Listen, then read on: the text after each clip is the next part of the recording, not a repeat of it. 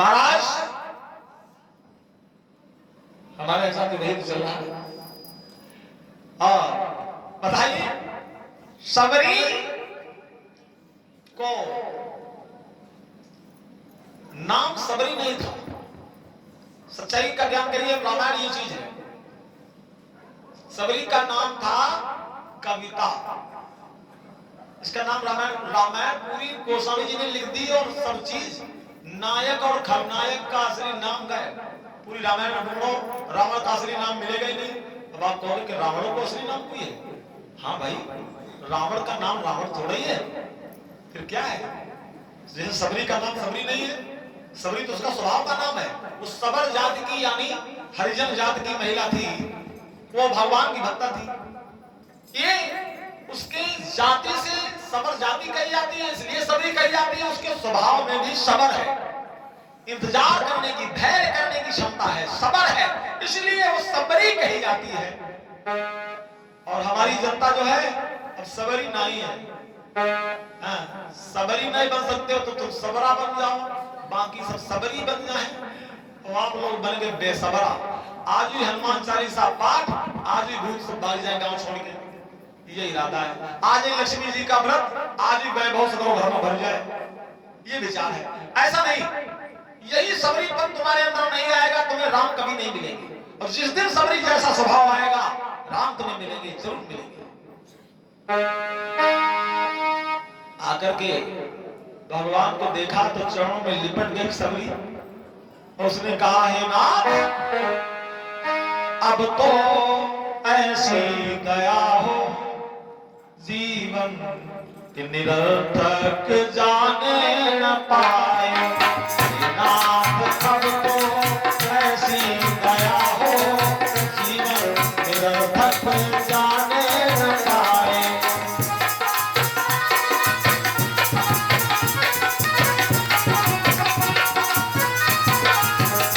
भगवान के चरणों में लिपटी सबरी बहुत खुश हुई, आंखों से प्रेमाश्रु बह रहे हैं।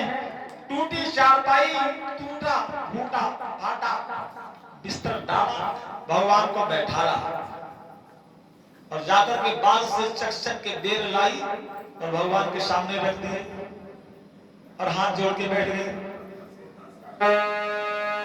भगवान ने कहा, क्यों रोती क्यों है? बोले, मैं तो अधम ते अधम, अधम अति नारी। कौन हो? अधम ते अधम, अधम। दूसरे हमारी जाति ये हरिजन। भगवान ने कहा, अच्छा हमको तुम जाति बता रही हो? भगवान जो है वो जाति पाति कुल धर्म पराई इसमें नहीं पड़ता है। भगवान की कोई जाति नहीं, भगवान कोई जाति नहीं देखता, वो भाव देखता है। तुम्हारे अंदर भाव, भाव का भूखा है वो। और भाव अगर पंडित जी के अंदर है तो पंडित जी को मिलेगा, जाति से नहीं मिलता, वो भाव से मिलता। ठाकुर जी के अंदर है तो ठाकुर जी को मिलेगा, गुप्ता जी के अंदर गुप्ता जी को मिलेगा। और बाकी हरिजनों के लिए तो भाई भगवान है कि उनको तो स्पष्ट प्रमाणित किया गया वो हरिजन है। वो हरिजन मालूम क्यों कहे गए? आज आपकी सरकार, आपकी व्यवस्था, मैं जानता हूं कि आपकी पहुंच के बाहर का ये सवाल है। इनको हरिजन क्यों कहा गया जानते हैं? नहीं, क्योंकि जो सवाल मेरे अंदर उत्पन्न होता है उसका उत्तर मेरे अंदर होता है। दुनिया में किसी नेट पे तुमको नहीं मिलने वाला है। न मानो तो नेट पे सर्च करके देखना। हरिजन ने क्यों कहा गया ना तो आप बता सकते हैं, ना आपकी सरकार, ना तो आपका मोबाइल, ना तो इंटरनेट। इनको हरिजन कारण कहने का, ब्राह्मणों के अंदर घमंड हो गया कि मैं बहुत बड़ा पंडित हूं देश विश्वा का, इसलिए भगवान घमंडी को नहीं मिलते। समझ गए? इसलिए पंडित हरिजन नहीं बन पाए। ठाकुरों के अंदर घमंड हो गया कि नहीं, हमारे नाम का सिक्का चलता है, आदमी थर थर कांपता है, बहुत बड़ी जागीर का मालिक हूं, गांव का गांव खरीद लूंगा। भगवान के लिए, इसलिए ठाकुर भी हरिजन नहीं बन पाए क्योंकि अंदर उनके अंदर घमंड था। महाराज जिनके पास कुछ था ही नहीं वो तो भगवान के सहारे थे। भगवान भगवान ने कहा जिसके अंदर जब है ही नहीं कुछ, है ना, वो तो भगवान के सहारे रहेंगे, तो बेचारे वो काहे को घमंड करते। जब उनके पास न धन था, न जागीर थी, न बल था, न ज्ञान था, न वैभव था, तो वो घमंड करते तो काहे का करते। जिनके अंदर घमंड नहीं पाया गया, भगवान ने उन्हीं को हरिजन प्रमाणित कर दिया। बोले यही है हमारे असली जन। जिनके कपट दंभ नहीं माया, तिनके हृदय बसे रघुनाथ। जिनके कपट दंभ नहीं माया, तिनके हृदय बसे रघुनाथ।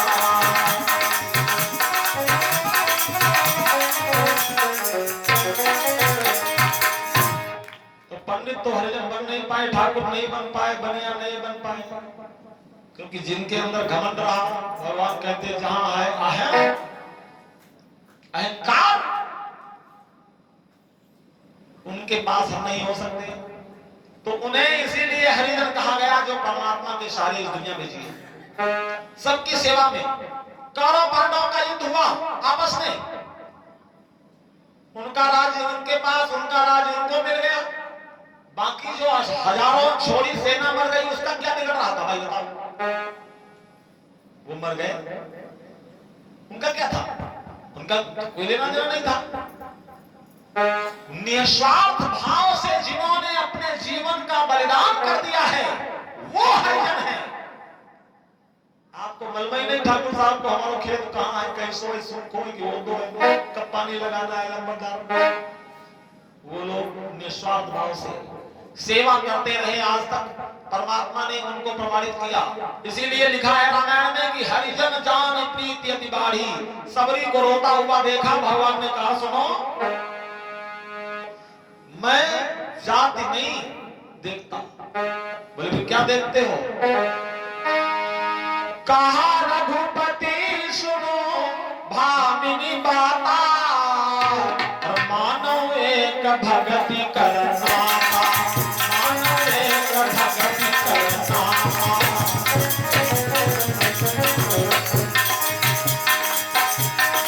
कहा रघुपति सुनो भामिनी बाता, और मानो एक भगति करना।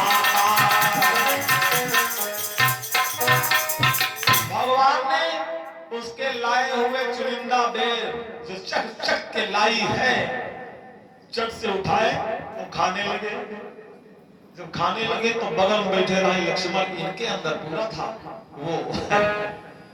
हाँ, इन्होंने कहा देखो कुछ नहीं देख रहे हैं, अरे बात है जाति पात हम नहीं मनाई थी, लेकिन वे का देखो कितने दिन से साड़ी पहने, सालन हो धो नहीं होगा, मुंह का मुंह मांजे नहीं, इतनी गंदी संदी आंखों से नील बहाए, जूस बहाए, नाक बहाए, थूक बहाए, पूरा देखो हालात, कितनी गंदी संदी हालात। और वो पेड़ तोड़ के लाई और भगवान चरण चरण सभाई ला भाई कुछ तो देखो, मतलब जाति पात नहीं ये तो देखो, सफाई सुथरी तो देखो, लेकिन कुछ देख ही नहीं रहे। खाने लगे। जब भगवान ने मनी जाना कि लक्ष्मण ये सोच रहे हैं, तो लक्ष्मण की तरफ भी दो बेर मुड़ाई दिए, बोले लक्ष्मण तुम काहे बैठे हो तुम। अरे वो तो पहले से कुट कर रहे थे मनी मन में।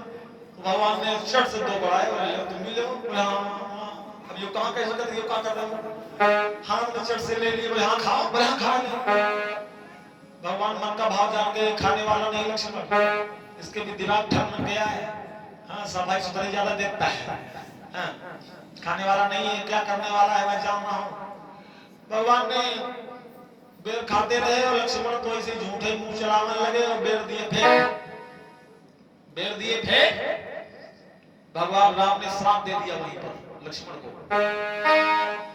मन ही मन श्राप दे दिया है, लक्ष्मण तुमने हमारे प्रेम से खिलाने वाली भक्ति, ये भक्तन सबरी जिसने इतना आदर किया, और उस आदर उसके प्रेम का परिणाम ये उसके दिए हुए प्रसाद को तुमने अनादर कर दिया। वो आदर कर रही है, तुम अनादर कर रहे हो, तो उसके तुमने दिए हुए प्रसाद का अनादर जो किया है लक्ष्मण, ये बेरों को तो तुम्हें खाना ही होगा। और बस ये सबरी के दिए हुए प्रसाद के आदर का अनादर ही शक्ति का कारण बन गया। भगवान ने कहा जाओ, ये बेर तो तुम्हें लखनऊ खाने ही होंगे। वो बेर चले गए जो फेंक दिए थे, और पर्वत पर बूटी बने वही, पर्वत पर बूटी बने वही। और जब मेघनाद से शक्ति लगी, लक्ष्मण के प्राण बचाए वही।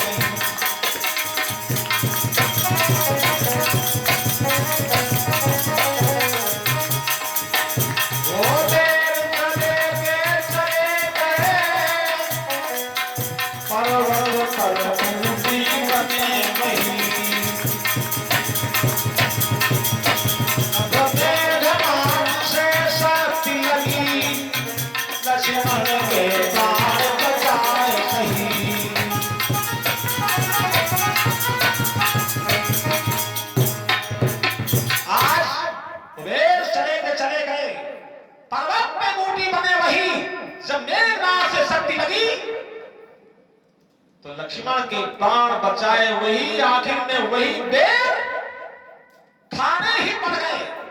आखिर में वही बेर लक्ष्मण को खाने ही पड़ गए। भगवान अपने भक्त के लिए क्या करते हैं, अपने भाई लक्ष्मण को भी श्राप दे देते हैं। आप समझ सकते हैं कि वो इसीलिए हर जन जानी प्रीति अति भावी, भगवान की नजर में हरिजन के लिए जो भगवान का जन है उन्हीं को प्रमाणित किया। और वही एक सबरी के अनादर पर लक्ष्मण को श्राप दे देते हैं। और कहीं भी तो किया होगा लक्ष्मण ने ऐसा कभी नहीं किया। राम ने कभी भी श्राप नहीं दिया। आज सबरी के आदर का अनादर जो किया, इस वजह से सबरी देखी बड़ा प्रसन्न हो रही है। और भगवान ने कह दिया मानव एक भक्ति करना का रघुपति सुन भागिनी बाता। मैं किसी का पिता नहीं, मैं किसी का पुत्र नहीं, मैं किसी का भाई नहीं, मेरा कोई कुल नहीं, मेरा कोई धर्म नहीं। भगवान ने कहा मेरा तो बस मेरा धर्म, मेरा कर्म मेरा भक्त से शुरू होता है और भक्त से ही समाप्त होता है। तो भक्त हमारा कोई भी हो सकता है। इस दुनिया में संत रविदास ही तो हुए, संत रविदास ही तो हुए।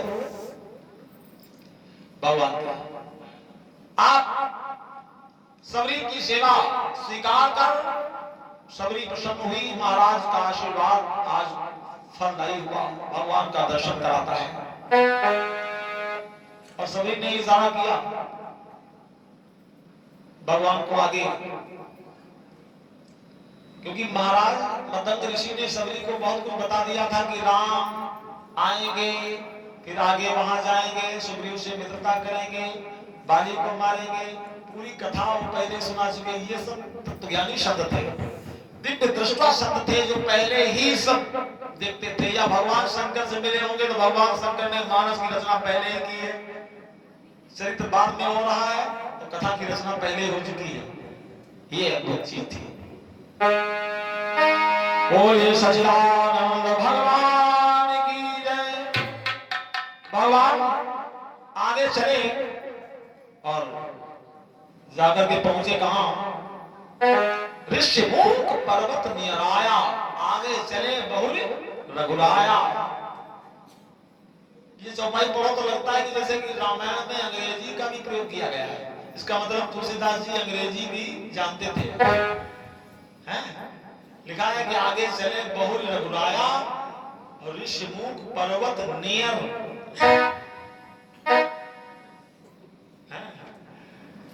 नियर माने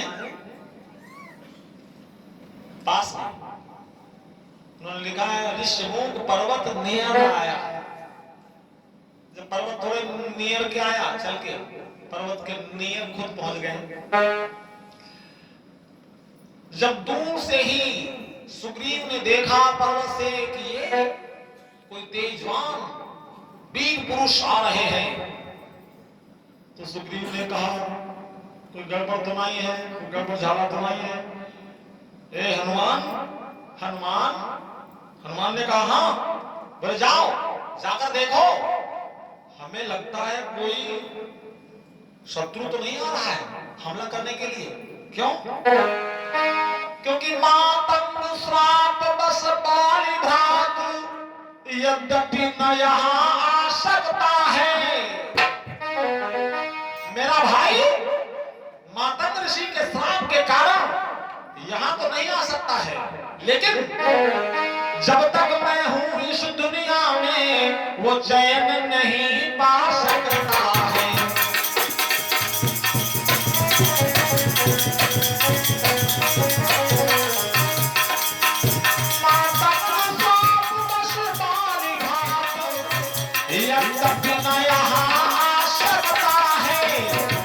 जब तक हूँ मैं इस दुनिया में वो चैन नहीं पा सकता है।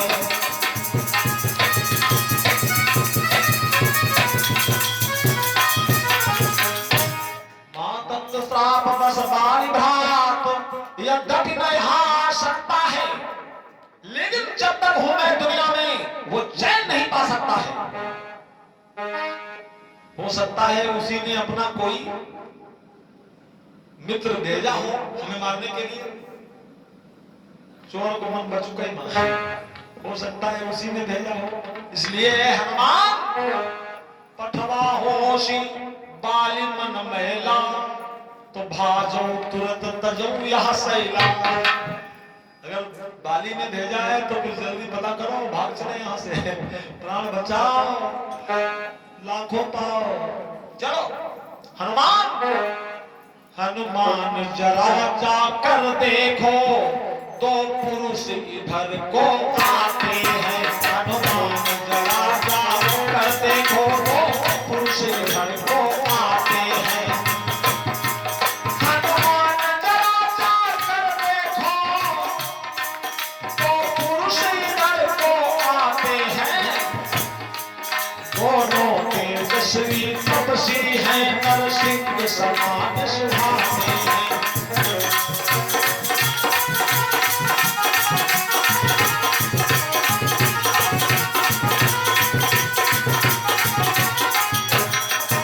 दोनों तेजस्वी तपसी हैं, नरसिंह समान सुहाते हैं। हनुमान जरा जाकर देखो दो पुरुष घर को आते हैं।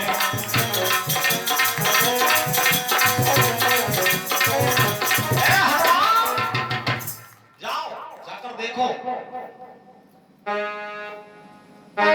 और यदि हो मेरा संदेह सही, हनुमान जाओ और जाकर छल से बल से रण कौशल से सब भेद पता तुम कर लेना। और यदि हो मेरा संदेह सही तो हमें इशारा कर देना।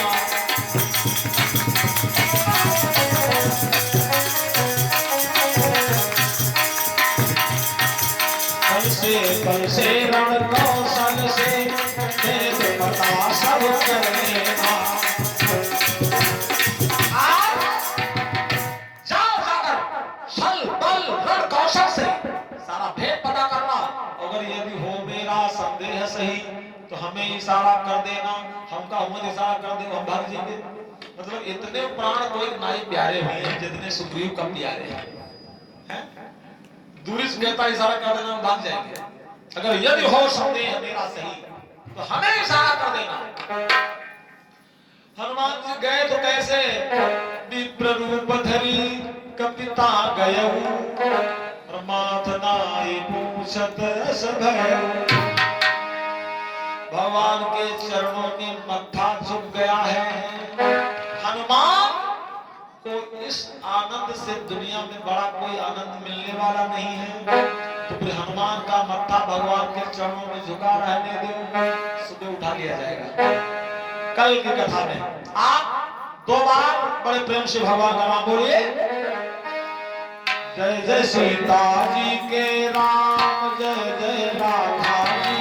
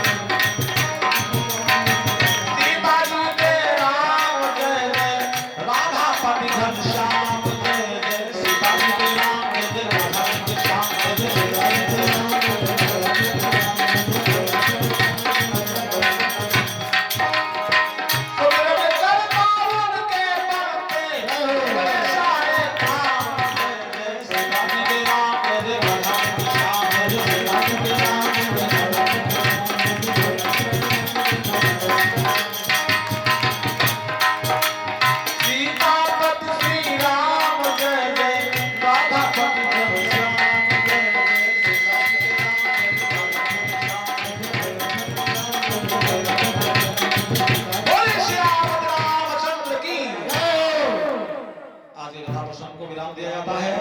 और कल कथा का 70 दिवस है, यानी विराम दिवस है। भगवान की कथा कभी खत्म नहीं होती, विराम दिया जाता है।